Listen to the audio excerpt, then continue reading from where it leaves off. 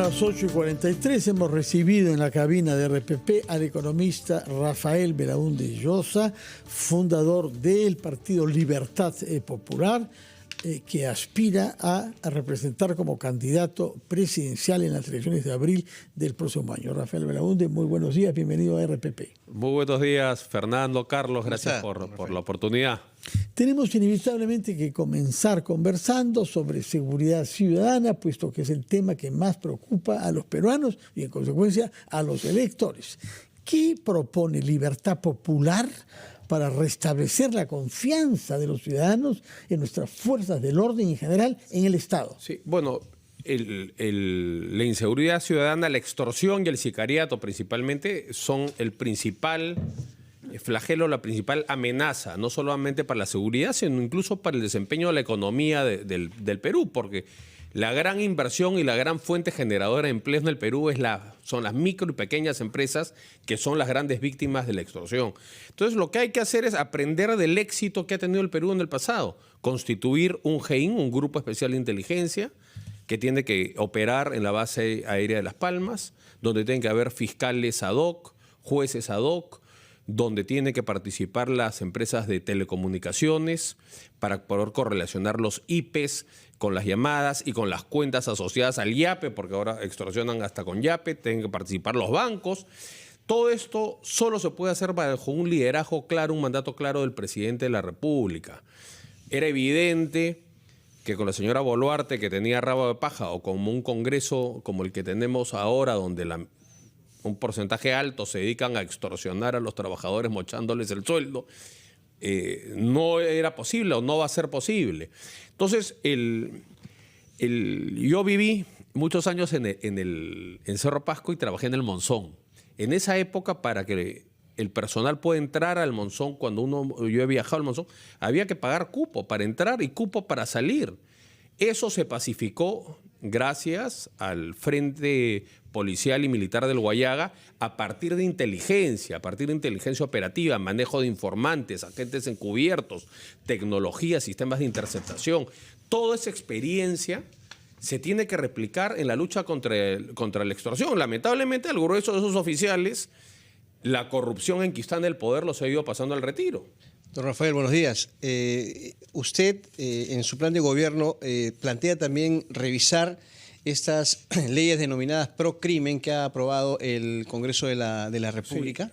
Sí. Yo creo que, las dos primeras acciones de gobierno tendrían que ser constituir el Grupo Especial de Inteligencia contra la extorsión y el sicariato, y el segundo, al amparo de facultades legislativas, derogar el andamiaje de leyes pro crimen organizado, pro minería ilegal, pro corrupción, la ley Soto, las leyes que dificultan los allanamientos. Ahora es allanamiento, cita previa, como hay los carteles de venta de casas. Tienes que pedir cita previa antes de hacer el allanamiento. Es una locura. ¿Usted estaría de acuerdo? Ayer las leyes que dificultan, si el día de hoy interviene una camioneta cargada de dinamita en la tolva, pero el que la conduce tiene un papel que dice Reinfo, no lo pueden detener. Por eso que están dinamitando casas en Trujillo. La extorsión y la minería ilegal han encontrado aliados perfectos. Ayer el doctor Jorge Chávez Cotrina planteó aquí, por ejemplo, la formación de una comisión especial integrada por juristas, renombrados abogados, para analizar justamente estas leyes denominadas pro crimen.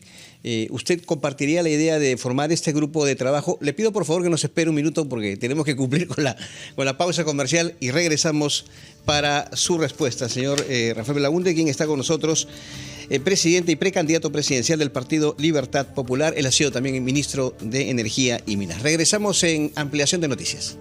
Dificulta los allanamientos, la ley que entorpece la investigación criminal, la ley que exonera a la minería ilegal y a la extorsión de la figura de crimen organizado. Es decir, yo lo que creo es que hay que tener el decreto al amparo de facultades legislativas derogar el día 1. Es decir, el Estado peruano necesita recuperar los instrumentos para combatir la delincuencia, sobre todo la extorsión y el sicariato. Y la verdad de las cosas es que el Congreso se ha dedicado a estructurar un andamiaje legislativo que dificulta la acción de las fuerzas del orden y la acción de la justicia.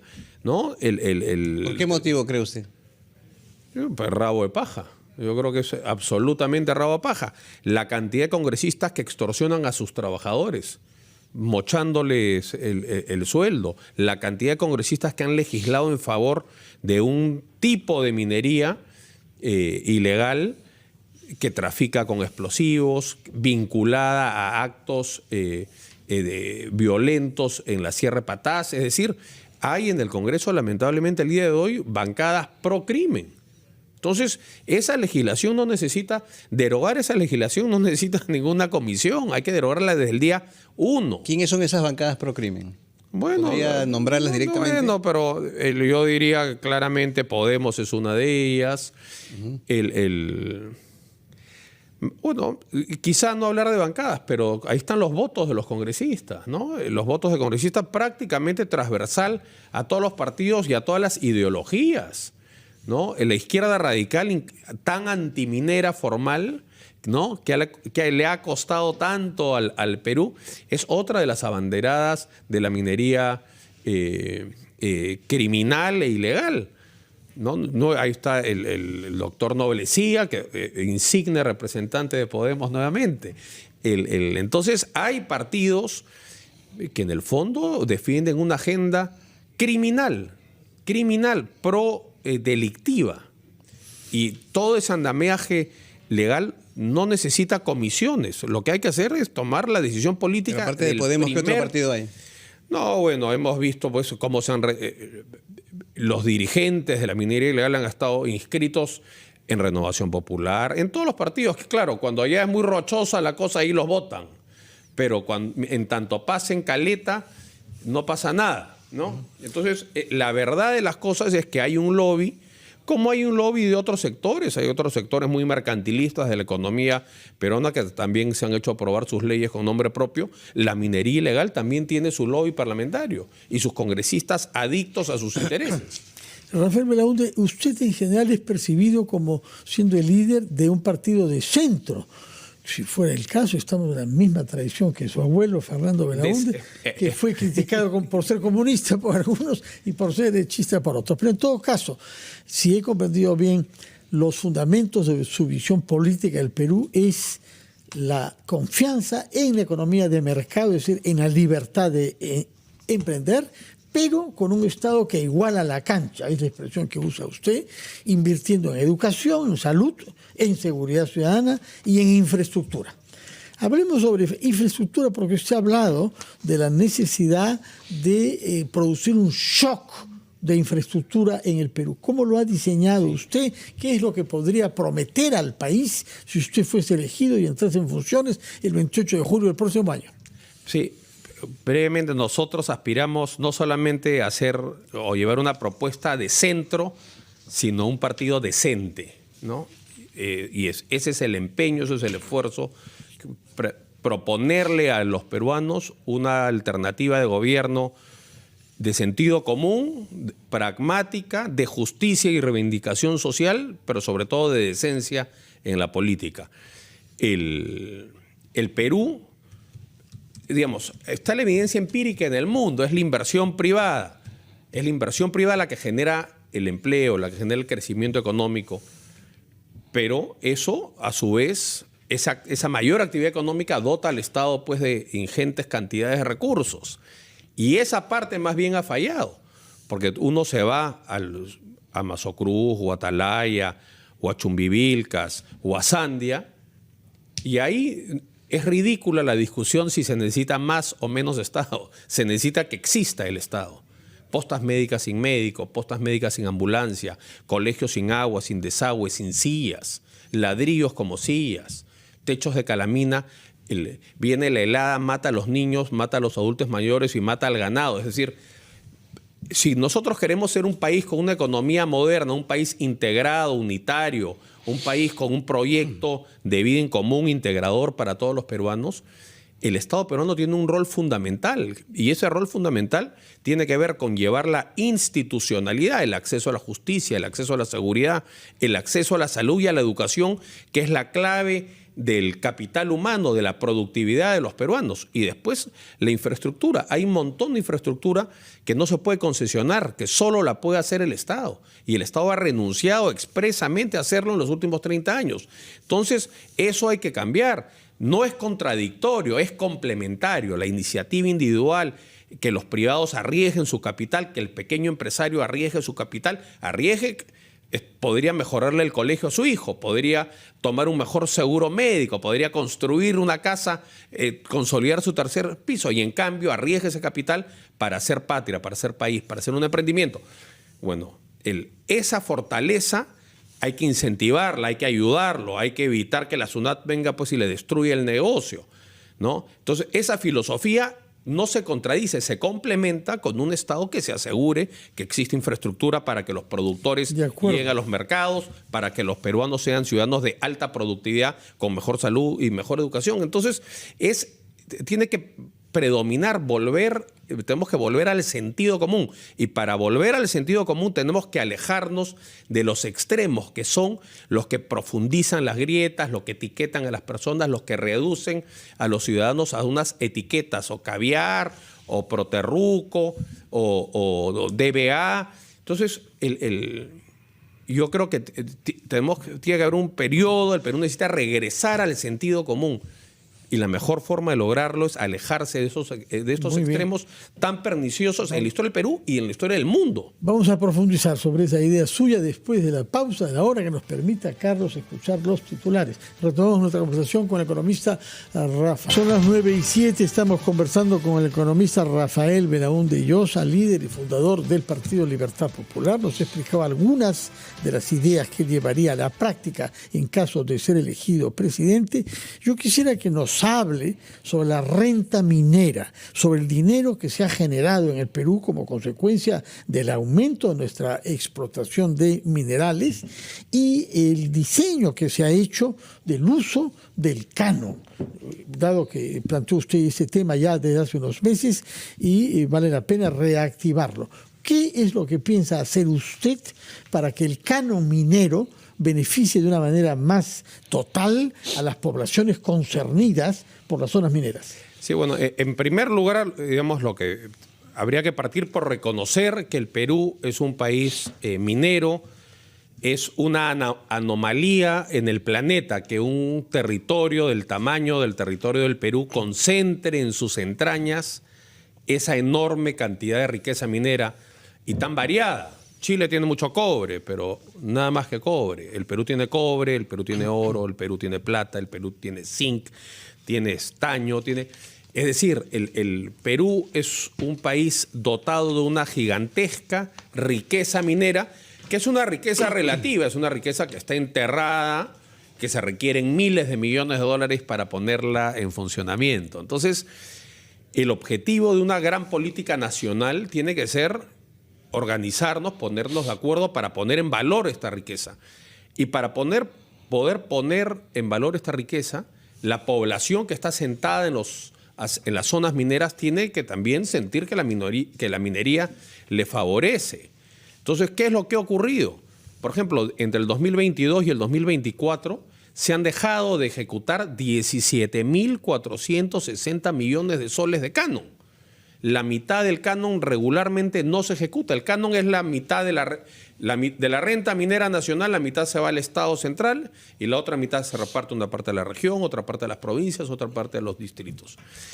Lamentablemente, ese gasto está mal enfocado, está mal priorizado, hay mucha corrupción asociada a él y la mitad de ese canon sencillamente no se gasta.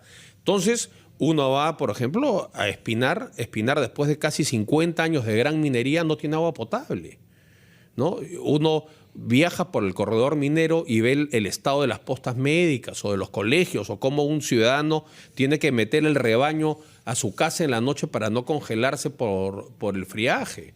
Entonces, si nosotros queremos poner en valor nuestro enorme potencial minero, tenemos que asegurarnos que esa renta genere también un beneficio a la gente que vive en las zonas asentadas, en los asentamientos mineros, en las zonas mineras. Y ahí tiene que haber una profunda reforma en cómo se asigna el canon y cómo se distribuye. Entonces yo siempre he sido partidario del cheque minero, que es agarrar quiénes son las familias más pobres, quiénes son las familias que viven por debajo de la línea de pobreza extrema monetaria y asegurarse que en los asentamientos mineros, en las zonas mineras, no exista ni una familia con pobreza extrema monetaria. Es perfectamente, son algo así como 150.000 familias con una asignación de 4.000 soles al año. Uno saca de la pobreza extrema a la población que está hoy asentada en los principales sitios mineros del Perú. Eso son el 150.000 por 4.000, ¿no? El 6.000 millones de 600 millones, 700 millones de soles. Que es parte del canon que no se usa. No se ejecutó en los últimos dos años 17.460 millones. Es decir, la renta serviría para muchas cosas más, para impulsar beca 18, para mejorar pensión 65, para mejorar todos los programas de asistencia directa, porque de lo que se trata es que uno tiene que individualizar el beneficio. Por eso yo soy partidario del cheque minero, es decir, a cada familia sentado en las zonas mineras, a fin de año les cae su cheque, como ocurre en Alaska, como ocurre en otras partes del mundo. A mayor actividad económica de la minería, más alto puede ser el cheque. Entonces hay un incentivo y haces que la población sea parte del negocio, porque el día de hoy, si aparece un gran yacimiento minero, la empresa y el Estado se reparten una enorme renta y el poblador que vive en la zona solo mira y no le toca nada, le tocan solamente los costos asociados a la actividad, pero no individualiza el beneficio. Y eso mismo es aplicable también en el tema del gas. El tema del gas, no puede ser que la política se lleve la renta, porque la renta no se la lleva el poblador, se la lleva la política. ¿Quién? El gobierno regional, la municipalidad provincial, la municipalidad distrital y el gobierno central. Pero el poblador, que es el que vive encima de la zona minera, no le toca el hueso. Entonces, ese esquema va a ser imposible que el Perú explote su potencial minero de esa manera, ¿no? Don Rafael, una última pregunta muy concreta, por favor, ya hablando más de temas de actualidad. ¿Usted cree que en estos mes y un poquito más del gobierno de transición de José Gerí se están avanzando, como él ha dicho, con acciones concretas para un poco recuperar la confianza de la población, para luchar contra la inseguridad? ¿Cree que se están dando resultados? ¿Cree que el estado de emergencia está avanzando? ¿Ha tenido un efecto positivo o no? Bueno, creo que hay la política también es gestos, y creo que pasar de una señora que colecciona relojes de oro y pulseras de oro y se somete a operaciones y procedimientos estéticos a un presidente joven que se remanga la camisa y se pone blue jean y sale a la calle, eso va a tener un impacto en la población. Yo creo que hay un mensaje ahí político. No creo que tenga mayor resultado concreto, ¿no? Porque para tener resultados concretos uno tiene que atacar la raíz del problema, y la raíz del problema está en el Congreso con las leyes pro crimen, está en la falta de una legislación que empodera a las fuerzas del orden para atacar la extorsión, está en el hecho que los programas de interceptación como Constelación y Pisco tienen los softwares vencidos, las licencias vencidas. Tiene que ver con el hecho de que no hay un grupo especial dedicado a combatir la extorsión y el sicariato. Entonces, en el fondo no creo que nada vaya a cambiar. En la parte del gesto es evidente que el señor Gerí, el presidente Gerí, siendo una persona joven que tendrá una expectativa política hacia el futuro, se ha puesto las pilas de una forma en que la indolente y frívola señora Boluarte no quiso hacerlo. Pero en estricto es lo mismo, porque es el mismo contubernio el que lo sostiene a él, el que la sostuvo a ella, ¿no? Son los mismos titiriteros, ¿no? El títere ha cambiado, pero son los mismos. ¿Está llamando títere al presidente? Bueno, ¿Es un títere para usted? Un mascarón de proa de las verdaderas fuerzas del gobierno y del poder, quienes han cogobernado el Perú desde el golpe de Estado de Pedro Castillo, ¿no? Señora, una última pregunta de mi parte, ya para cerrar. Usted es uno de los pocos políticos que ha hecho críticas directas al exalcalde de Lima, Rafael López Aliaga. ¿Cuál es el reproche? Bueno, me parece que es la gestión municipal que menos obra real. Hay megaobras en el ciberespacio, ¿no? En las redes sociales. Pero si uno va al campo en concreto, la gestión del señor López Aliaga debe ser la que menos obra física real ha hecho. Habría que irse, pues, no sé, a los años 80 para encontrar una gestión tan pobre como la del señor López Aliaga. Todos los alcaldes, Belmont hizo mucha obra, Andrade ni se diga. Miren, la vía expresa de la Javier Prado o la vía expresa de Bedoya, no la puedes comparar con lo que llaman la vía expresa, pues, que echó López Aliaga, ¿no? Todo mal hecho, sin pases, sin cruces a desnivel.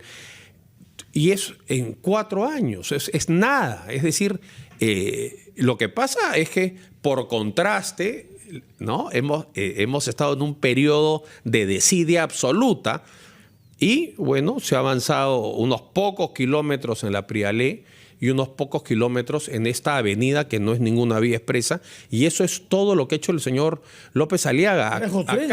Trajo trenes de California. Bueno, sí, ha convertido el Parque La Muralla en depósito de chatarra.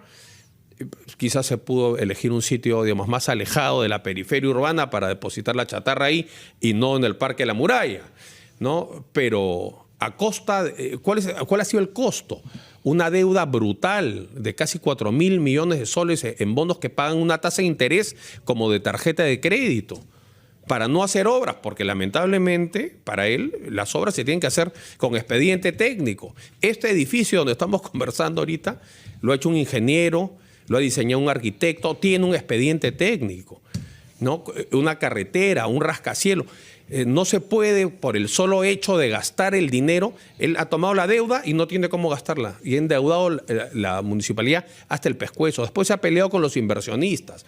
Este juicio con Brookfield nos va a costar no solamente a los limeños y no solamente a los que usan el peaje, a todos los peruanos, 3.700 millones de dólares. Ha perdido sistemáticamente, consistentemente, todos los procesos por llevar una defensa. Bueno. Ha contratado a este abogado argentino, cobren millones, pero se pedía de Luca, pero debe ser de Aluca, parece un abogado de Aluca, ¿no? Porque el éxito ha sido absolutamente nulo.